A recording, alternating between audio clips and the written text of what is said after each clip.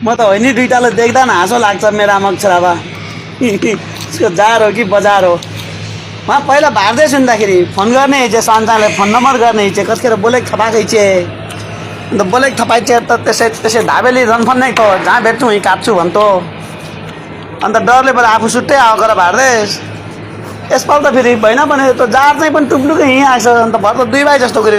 काम गर्छ अब के गरोस् काट्न मिलिन मार्न मिलिन पिर्लाप्प मुखमा हेराएर गर्छ के गरोस् कामसँगै काम गरेको छ उहाँ हेर त ऊ दुईटाले त्यसै यी सँगै निमत्तिँदैछ उहाँ हुँदा त्यसै मेरो सखानीले फोन गर भने दिङनी मनी गर्छ काट्छु काका गर म छर्लमै छिनाल्छु धाबे लागि जान्छु छर्लमै छिनाल्छु भन्दै गुरगुर गर्छ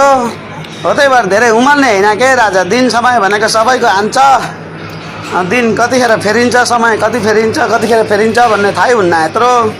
उहाँ त्यसै काट्नै अचानो बनान्थ्यो बडा डरले बडा छपछप लुकी कहाँबाट छुट्टै यता आएको आफू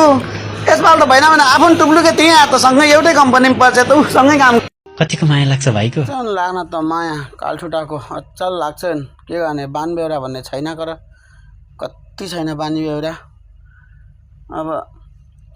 2-3 वर्ष हुन लाग्यो उसको इष्टमित्रसँग भेटघाट पनि नभएको माया त लाग्छ नि के गर्ने लागि बानी बेहोरा भन्ने 5 पैसाको छैन भेन लौ हम त झारम जानुपर्छ उठेर मात्रै झारम जानुपर्छ हाम्रो त उठ्ने कामै हो उठ्न पर्यो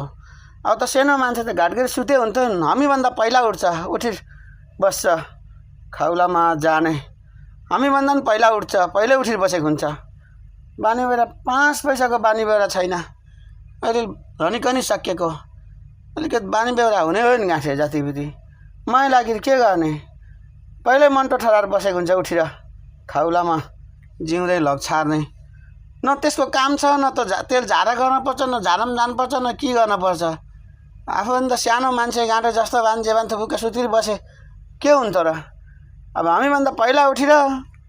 बस्छ माया लागि के गर्ने माया लाग्यो के लाग्यो बिचरै